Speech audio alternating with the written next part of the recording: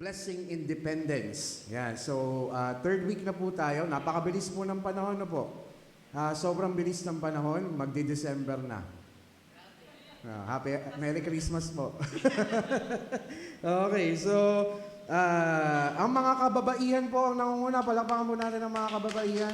Praise the Lord. At praise the Lord din po dahil may pagkakataon po tayo to really see na bakit ba tayo dapat magdepende sa Panginoon. So, I love the word dependence. Pag sinabi nating dependence, anong ibig sabihin? Ano po ang ibig sabihin po para po sa inyo nun? You are depending on someone or something. Na parang ito na yung lifeline mo. Amen po ba? Ito na yung ating buhay. Amen po ba? Mahalaga po yung word na dependence. And in Google, ang word na dependence is saying it is the state of relying on or being controlled by someone or something else. Pero po, mas maganda, natuwa ako sa word na relying. Rely. Nari po kasi doon, sa may yung ibig sabihin po ng dependence is the state of relying on. Meron tayong inaasahan. Reliance. And yung reliance po ay ibig sabihin, greater term po na depending on with full trust. Depending on na meron pong talagang buong-buong pagtitiwala. Talagang maganda po yung word na reliance. And let's create these two questions. Sige, po. Two questions. Ano ang nakalagay po dyan? Who are we relying to or relying on? Or who can we rely to? That's the first question. And number two, how can I rely on? Paano? Yung una ay kanino, yung pangalawa ay kung paano. Yan. So, dito po tayo magdedepende po sa lahat po ng babasahin nating scripture for today. So, we will now go to our scripture and that is in John chapter 6, verse 25 to 48. John chapter 6, verse 25 to 48. Yan, pakibasa natin. Magkaroon po tayo ng babasahin sagutan hanggang parating natin yung 48 na po. Yan, 25 hanggang 48. Babasahin po natin. Ako po sa 25, then kayo po sa verse 26, then in verse 48, sabay-sabay po tayo. Okay po? Verse 25, it says, when they found him on the other side of the lake, they asked him, Rabbi, when did you get here? Verse 26. Jesus answered, very truly I tell you, you are looking for me, not because you saw the signs I performed, but because you ate the loaves And had your fill. Verse 27.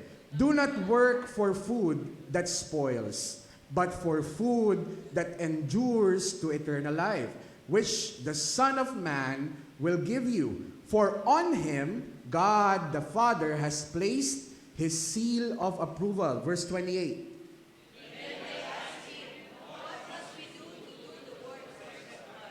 Yeah, verse 29. Jesus answered, the work of God is this, to believe in the one he has sent. Verse 30.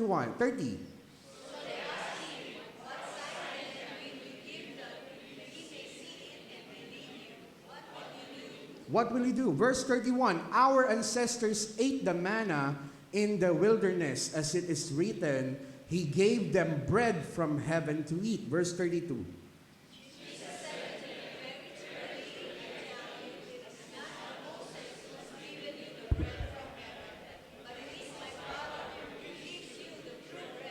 Amen. For the bread of God is the bread that comes down from heaven and gives life to the world. Verse 34. Sir, they said, always give us Verse 35. Then Jesus declared, I am the bread of life. Whoever comes to me will never go hungry, and whoever believes in me will never be thirsty. Verse 36.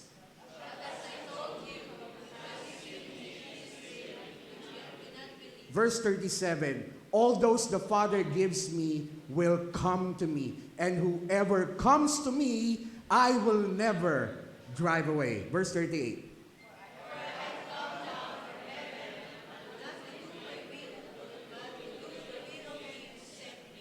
Verse 39, and this is the will of him who sent me, that I shall lose none of all those he has given me, but raise them up at the last day. Verse 40.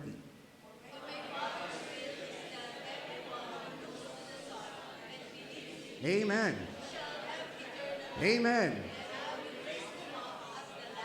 Verse 41, at this the Jews there began to grumble against him because he said, I am the bread that came down from heaven. Verse 42.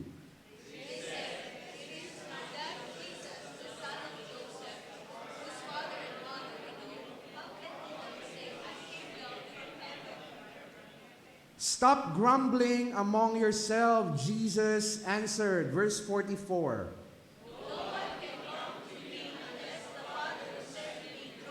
Amen. Verse 45, it is written in the prophets, they will all be taught by God. Everyone who has heard the Father and learned from him comes to me. Verse 46.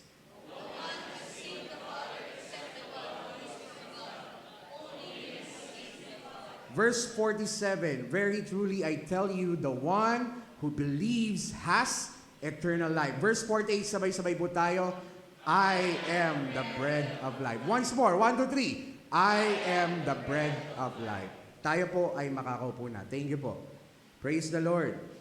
Jesus is the bread of life. I titled this message, The Beauty of Relying on Jesus. Kasi kababaihan ngayon kaya nilagay ko beauty.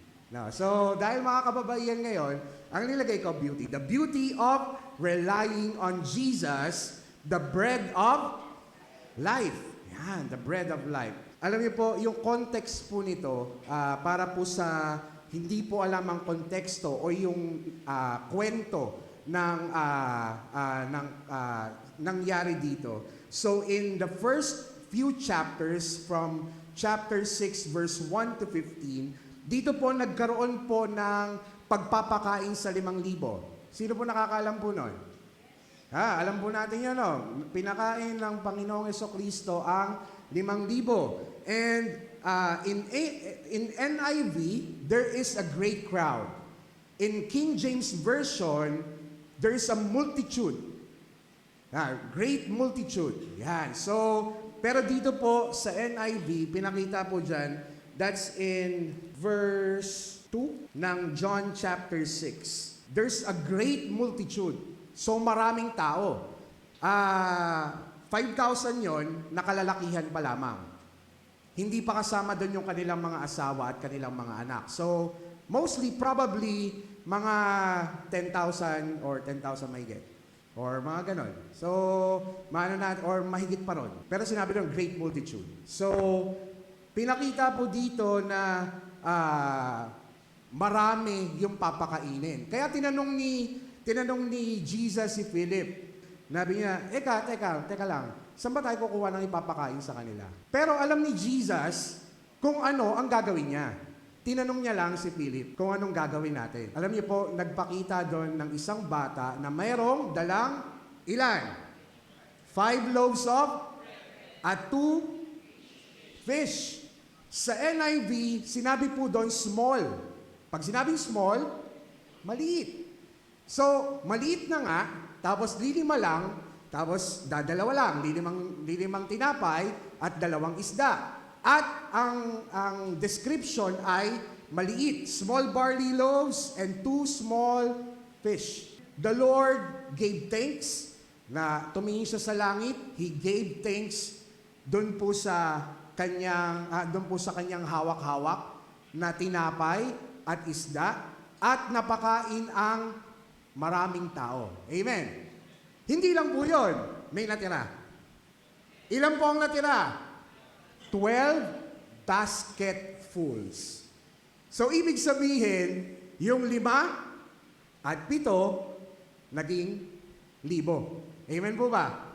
5 times 2, 10. Pero, 5 times 2, 5 plus 2. Kahit pag anonin mo, sa mathematical equation, hindi tumama yung sagot kasi napakain ng maraming tao. Amen po ba?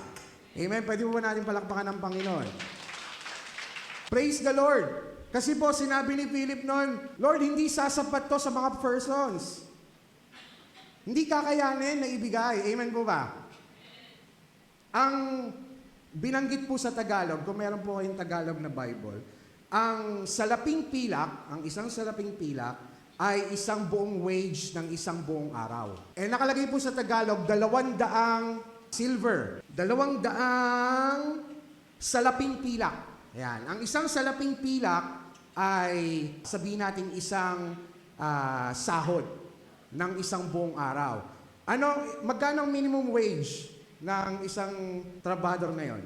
400, 500? 500. Sabihin natin i-range na lang natin. 400 yan hanggang 500 eh.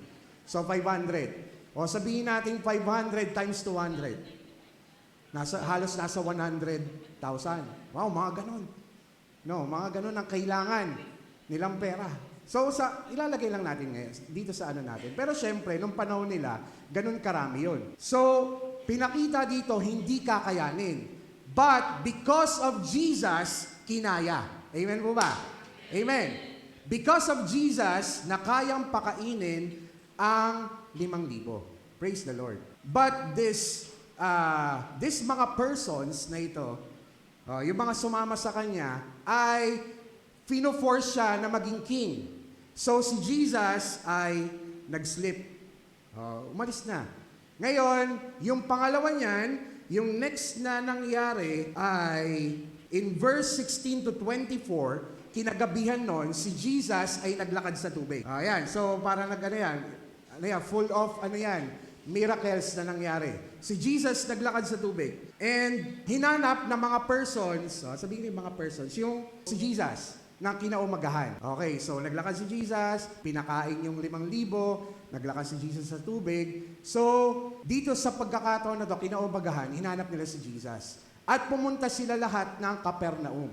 At doon nila nakita si Jesus Christ. Ngayon, yung unang tanong, doon sa verse 25, sinabi rito, Guro, kailan pa kayo nandito? Kasi po, yun po yung unang-unang tanong. Rabbi, when did you get here? Naghahanap po sila sa Panginoon.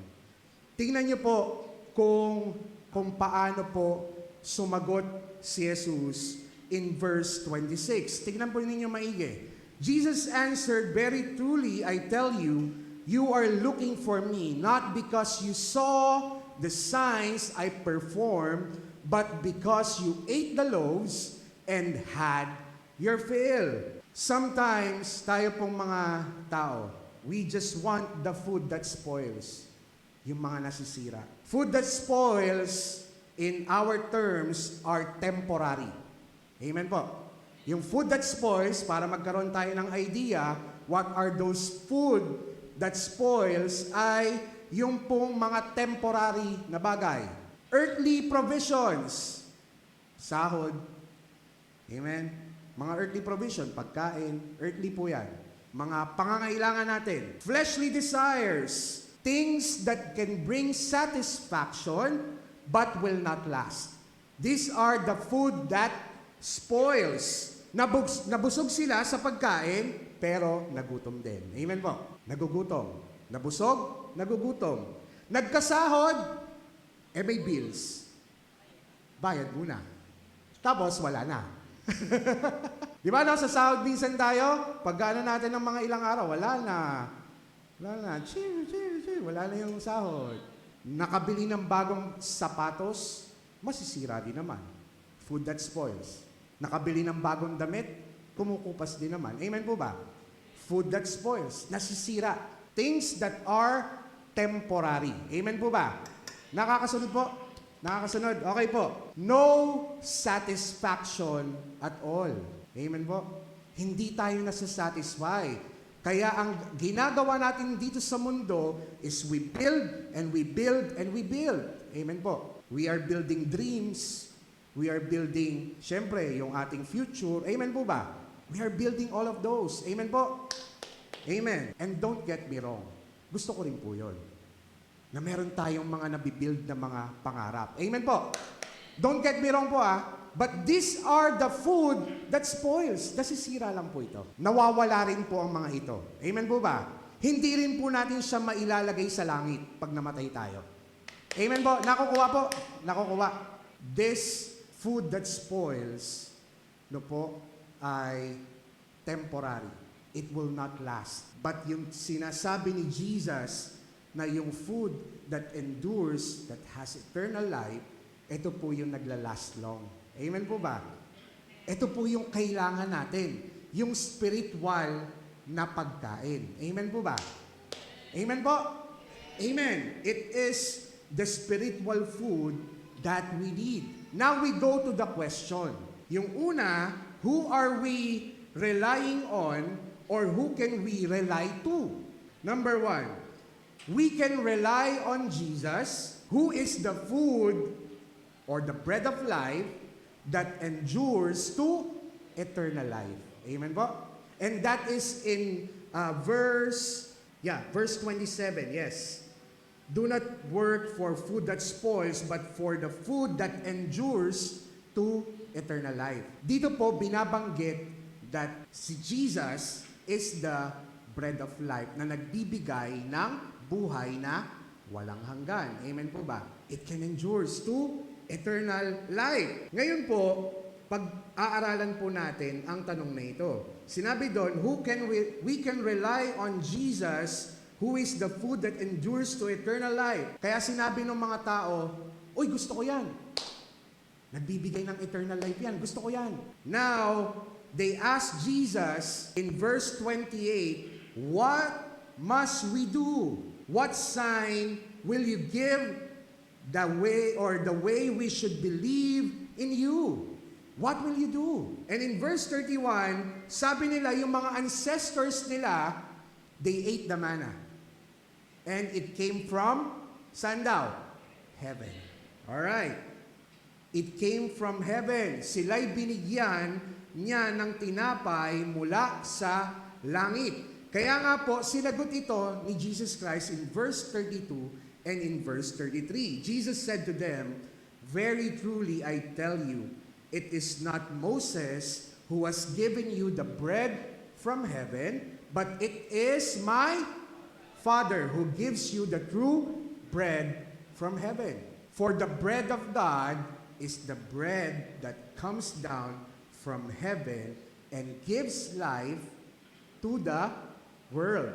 Sino po sa paningin ninyo ang binabanggit dito?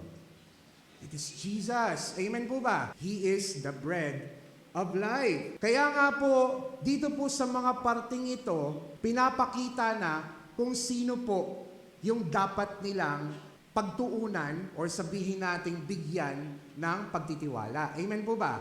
We can rely on Jesus because He is the bread of life. Amen po ba? Yung pong kanyang salita, the Bible, yung pong kanya pong salita, ay ito po yung food na hindi nasisira. Amen po? Amen po ba? Then, pasok tayo sa verse 47 hanggang 51. Verse 47 and 51, very truly I tell you, the one who believes has eternal life. Amen po ba? Lahat ng mga naniniwala ay merong eternal life. Verse 48, I am the bread of life, Jesus said. Praise the Lord.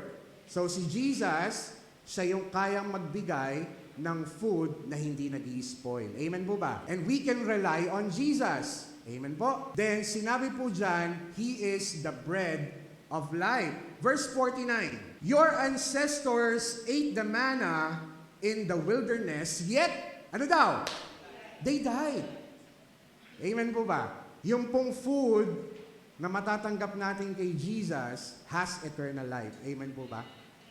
Yung pong mana na kanilang kinain sa disyerto, namatay din naman sila lahat. Amen po ba? But here is the bread that comes down from heaven, which anyone may eat and not die. Verse 51. I am the living bread that came down from heaven. Whoever eats this bread will live, ano daw? Forever. This bread is my flesh, which I will give for the life of the world. Narinig nyo na po itong phrase na to? Saan nyo po ito narinig? Last Supper. Amen. He is the bread of life. Meron pong buhay na walang hanggan kay Jesus Christ. Amen po ba? Amen? And yung pong kinakain natin na pang-spiritual ay nagbibigay sa atin ng buhay. Amen po ba? Praise the Lord. Sa latter part ng chapter 6, marami po ang nag-alisan po dyan. In verse 60, tingnan niyo po ito. Verse 60. On hearing it, many of his disciples said, "This is a hard teaching. Who can accept it?" Teka, sino ba talaga makaka-accept nito? Can we accept this bread of life? Can we accept this? Amen. Praise the Lord. Lahat po tayo pwedeng maka-accept nito. Amen po ba? Who can accept it? Tinanong niya yung mga disciples in the latter verses, "Does this offend you?" Aware that his disciples were grumbling about this, Jesus said to them, "Does this offend you?" And now, binanggit po dyan yung famous verse na John chapter 6, verse 63. What does it says? The Spirit gives life, the flesh counts for nothing. The words I have spoken to you are spirit and they are life. Amen po ba? Meron pong buhay sa salita ng Panginoon. Amen po ba? Amen. Alright, nakakasunod po ba? Nakakasunod ba? Okay. Alam niyo po, hindi pala ngayon lang nag-start yung pag-unfollow. Alam niyo po, sa Bible nag-start na. Tingnan niyo po, verse 65. He went on to say, "This is why I told you that no one can come to me unless the Father has enabled them." Verse 66, ito na po yung unfollow. Tingnan niyo po, verse 66. From this time, many of his disciples turned back and no longer followed him. May unfollow pala dito, no? Hindi lang pala siya sa Facebook, hindi lang pala siya sa IG. Amen po ba? Sinabi ko, first time ko nakita to, may unfollow na pala nung una pa man. In-unfollow si Jesus. Who can accept that Jesus is the bread of life? Can we accept Jesus? Amen. He is the bread of life. Praise the Lord. Alam niyo po mga kapatid, we need His Word. We need the Word of God. Amen po ba? Lagi po namin yung sinasabi dito sa pulpito, we need the Word of God in our lives. Amen po? The Word that gives life. Amen po ba? Kaya nga kapag ikaw nakakatanggap ka ng salita ng Diyos, nagkakaroon yun ng buhay sa iyo. Sa salita ng Diyos, nagmumula ang buhay. Amen po ba? Amen. What if we don't have the Word of God?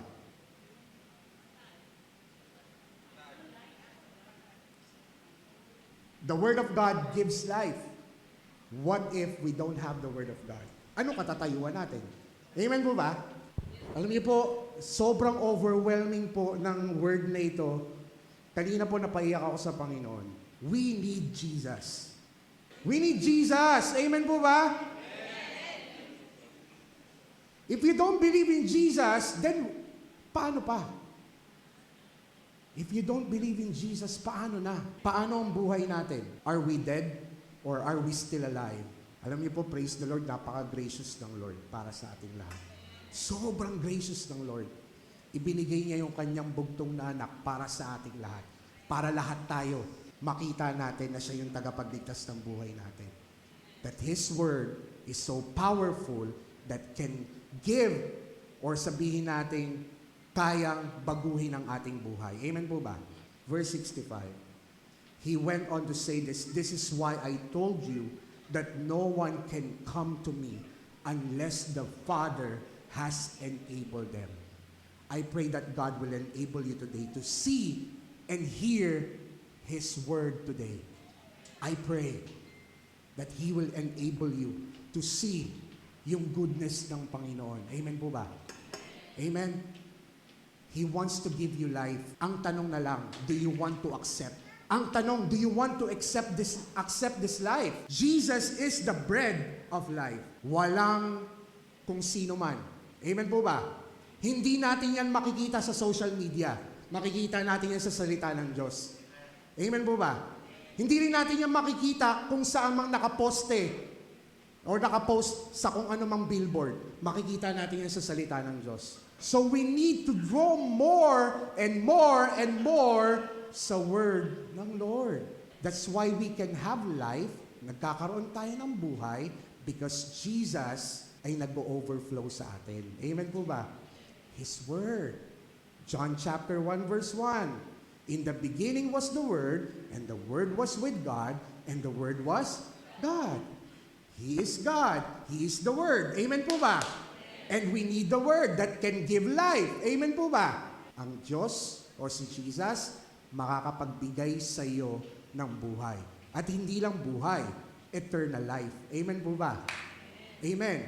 John chapter 17 verse 3. And this is eternal life, that they may know you, the only true God, and Jesus Christ, whom you have sent. Na makilala natin siya. Amen po ba? Araw-araw. That is eternal life. We need to know Jesus more and more each and every day. And I pray that God will enable you to hear and see what Jesus can do in your life. Amen po?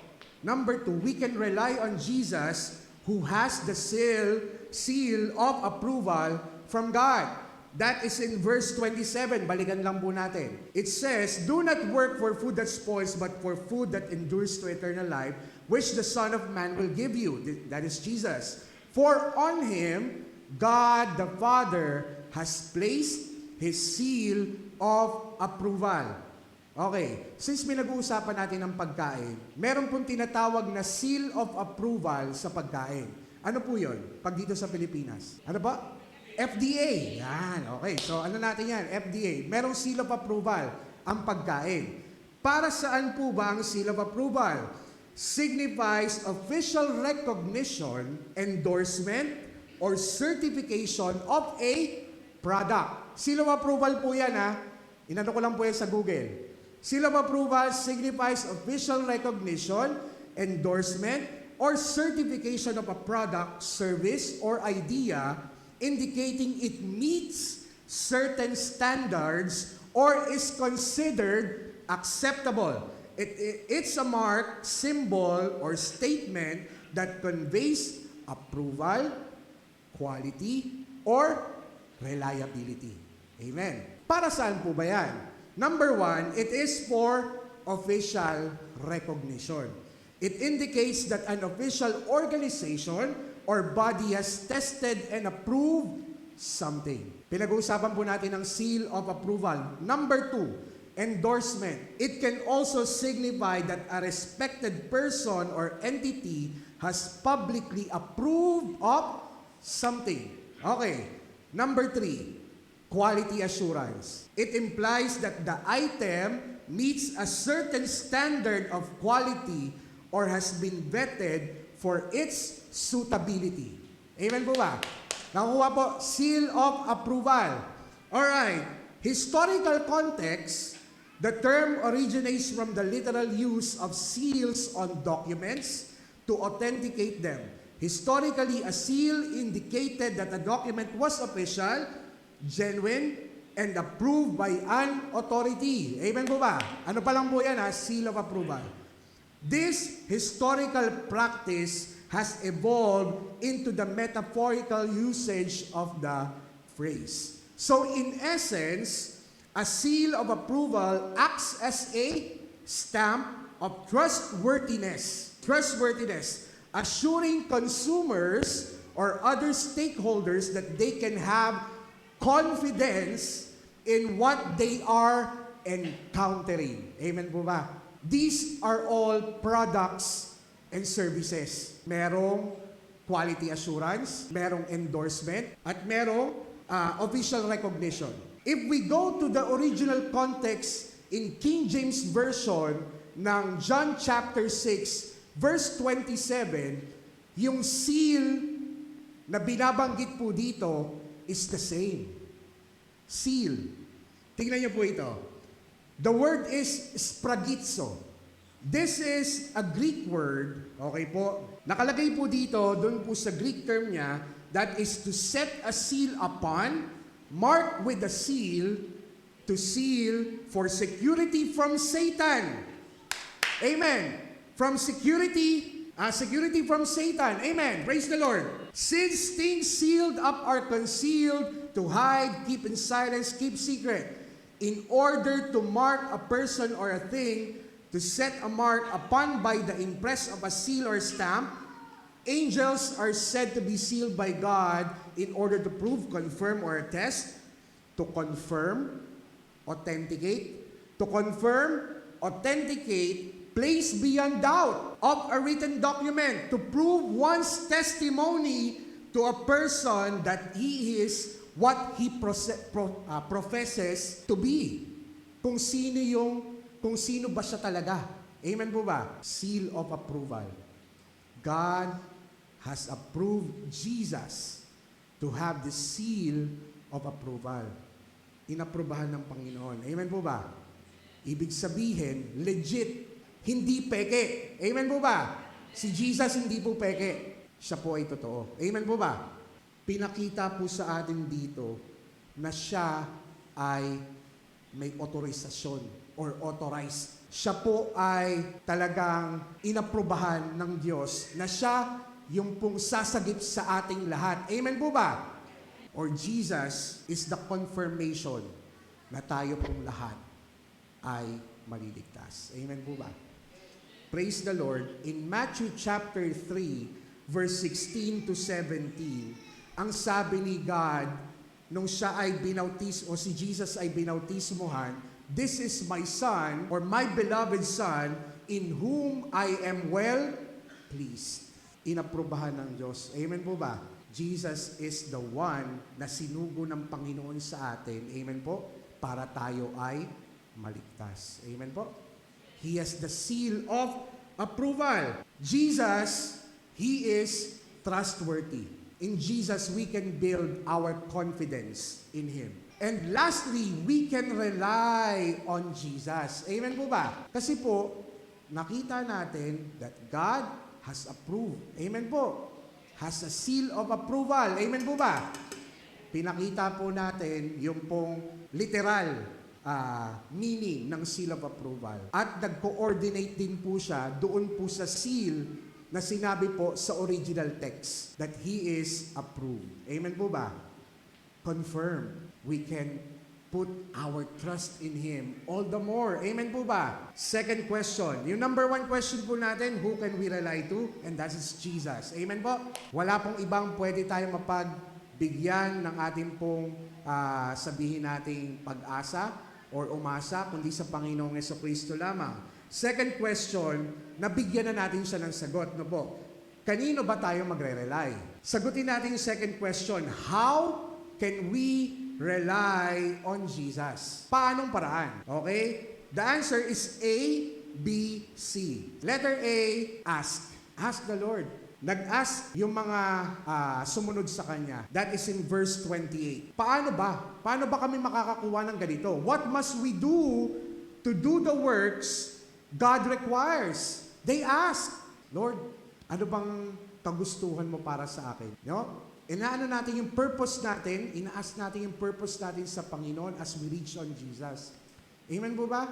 Kasi, alam niyo po, yung MTM natin kanina, no po, hindi tayo yung gumagawa ng paraan para pagpalain ka. Kasi pinagpala ka na. Amen po ba? Because Jesus is in you. Amen po?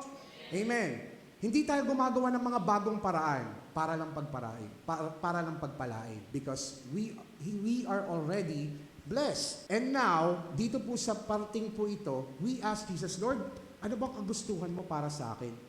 Ano bang dapat kong gawin? Anong dapat kong gawin? We ask, we inquire of the Lord, just like David. Amen po ba? We inquire of the Lord. What must we do to do the works God requires? And letter B, believe. Amen po ba? Ask, and then believe. In verse 27 to 29, ang sabi po dyan, 28 na, sorry, 28. Then they asked him, what must we do to do the works God requires? Verse 29. Jesus answered, the work of God is this, to believe in the one He has sent. Naniniwala po ba tayo kay Kristo? Amen. Kung naniniwala ka kay Kristo, praise the Lord. Kasi meron siyang ibibigay sa iyo na buhay na walang hanggan. Amen po ba? Bibigyan ka ng buhay. Amen po? Amen. Ang gusto lang ng Panginoon sa atin ay, amen po, to believe. How can we rely on Jesus? Letter A is ask. Letter B, believe. Letter C, come to Jesus. We should come to Jesus. Verse 35 to 38. Alam niyo po, dito po ako na-overwhelmed. Then Jesus declared, I am the bread of life.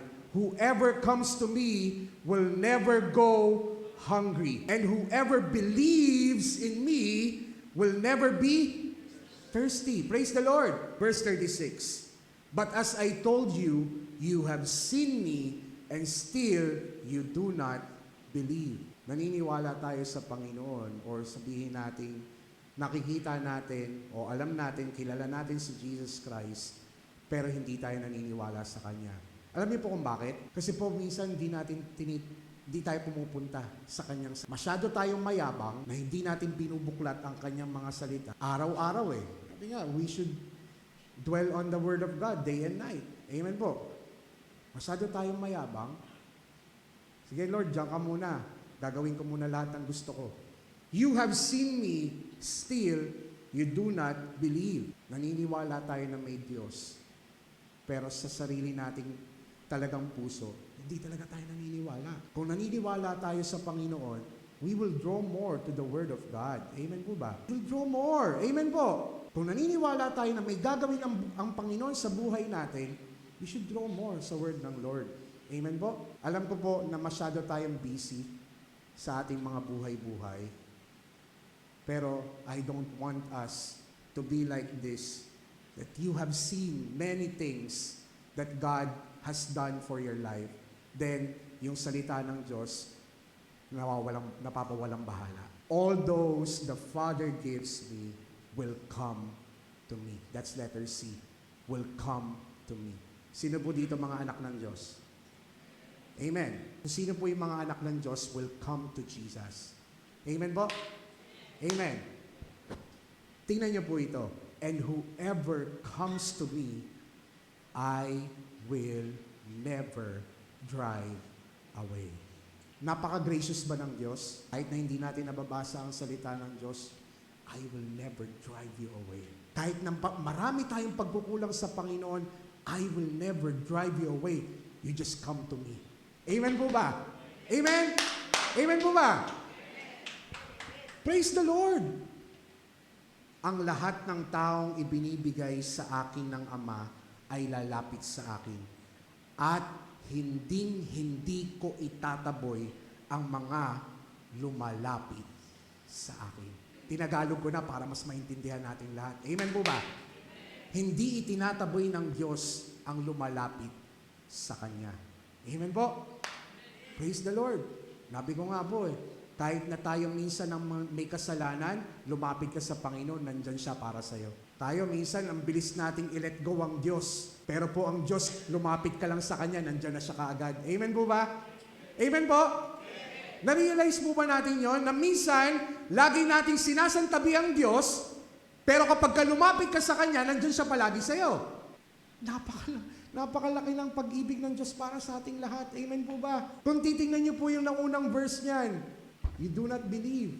Pero po dito, napaka-gracious ng Lord. Ang lahat ng lumalapit sa akin, hindi ko ipagtataboy. Amen? Nabi ko nga po sa inyo, napakaraming bagay, napakaraming pagkakataon, we let go of God, but God doesn't let you go. Amen po? Amen po ba? Hindi kayo pagtataboy ng Diyos. Kahit na ipagtabuyan mo siya all of your life, lumapit ka lang sa Kanya, hindi kayo tatakwil ng Diyos. In conclusion, this is the beauty in relying in Jesus or of relying in Jesus. You just need to ask, you just need to believe, you just need to come to Him. You just need to come to Jesus. And Jesus, who has God's seal of approval, and who is the bread of life that endures to eternal life. He is the one that gives life to you and me. Amen po ba? Amen. Huwag po nating isantabi ang Diyos. Amen po ba? Panawagan po ito mga kapatid. Have your MTMs. Magkaroon po tayo ng My Today's Manna. Kailangan po natin yun. Yun lang po yung makakapagpalakas sa atin. Amen po ba? Araw-araw po, gusto tayong palakasin ng Panginoon. You have your anxieties, you have your questions, puntahan mo ang salita ng Diyos. Ang Panginoon ang makakasagot ng mga tanong mo. At kung meron ka pang mga ibang tanong, pwede niyo po kaming puntahan mga pastor. We can always sit down, no po, at pag-usapan natin yung mga bagay-bagay na meron ka. Amen po ba? Amen po? Amen? Alam niyo po, ang nakakatuwa sa Panginoon, nabi ko nga po kanina, you just need to come. Hindi kayo itatakwil ng Diyos. Amen po? Tayo pong lahat ay manalangin. Let's pray. How many times that you have let go of God? Ilang beses mo na nilet go ang Panginoon sa buhay? Ilang beses mo na sinaktan ng Panginoon? Ilang beses na nauna ang sarili mong kagustuhan kaysa sa kagustuhan ng Panginoon? Ilang beses na nauuna yung pansarili mong kapakanan kaysa sa Panginoon. And right now, we will repent. Hihingi tayo ng tawad sa Panginoon. Lord, hindi kita nabibigyan ng oras. Lord, lagi kitang naisasantabi. Lord, yung aking puso, malayo na sa iyo. Nabi ng Panginoon, just come to Jesus, who is the bread of life, and He will give you life right now. Pwede po ba tayong manalangin lahat? Let's pray everyone. Let's come to Jesus that can give life to us. Let's pray everyone. Tayo po lahat ay manalangin. Let's pray. Humingi tayo ng tawad sa Panginoon. You can thank the Lord kasi binigyan ka niya ng buhay. You can thank the Lord right now. You can ask forgiveness sa Panginoon. Lord, sorry, lumalayo na ako sa iyo. You might be in this congregation, pero pwedeng malayo ang puso mo sa Panginoon. You can ask for forgiveness right now. Lord, sorry po kung nagiging malayo na ako sa iyo. Lord, sorry po kung naisasantabi kita. Lord, sorry po kung di pa ako naniniwala sa iyo. Lord, sorry din po, Lord God, kung di ko na-accept lahat ng turo mo ngayon. Lord, heal me. Lord, right now, kumilos ka sa akin. You can tell that to the Lord. Hallelujah. Hallelujah. You can ask the Lord right now. Oh, Jesus. Oh, Lord. Oh, kailangan ka namin, Panginoon. Kailangan ka namin, Panginoon. We need you, Jesus, in our life. You are the bread of life. Oh, Jesus. Lord, right now, kumilos ka sa amin. Oh, we need you. Lord, maraming beses, Lord God. Maraming beses, Lord God. Tinatakwil ka namin. Maraming beses, Lord God. Maraming beses. Hindi kami nagtitiwala sa iyo. Pinagtitiwalaan lang namin yung sarili naming lakas. Pinagtitiwalaan namin yung sarili naming galing. Lord, patawarin mo kami. Lord, right now, we come to you. Enable us, Lord God, right now to hear you. Enable us right now to see you, Lord God. Na may gagawin ka sa amin ngayon, Panginoon. Lord, wag mo hayaan matapos ang sambahang ito na hindi kami nagkakaroon ng buhay. Lord, right now, kumilos ka. Kumilos ka ng malaya ngayon, Panginoon. Lord, you are the one who can give life to us. Lord, right now, kailangan namin ng buhay na nagmumula sa iyo. Lord, kung meron man sa amin nauupos na yung fire, Lord God. Lord, right now, Lord God, enable us today. Enable us today. Lord, makita namin, Panginoon, na Ikaw lang, Panginoon, na nagpupuno sa amin. Makita namin, Panginoon, na Ikaw lang ang kayang magpagaling sa amin. Lord, Ikaw lang ang may kakayanan magbago sa amin. Lord, thank you po, Lord God. Lord, salamat po. Thank you, Lord God, for this day. Lord, thank you, Lord God, for your word. Maraming salamat po, Panginoon. We just need to ask you. We just need to believe in you. We just need to come to you. And you are there, Lord God. Hindi mo kami itatakwil. Hindi mo kami itataboy. Maraming salamat po sa biyaya mo. Thank you po, Lord God, for your word. Mabuti kang Diyos. Sa pangalan ni Jesus. Amen and amen. Magandang umaga po.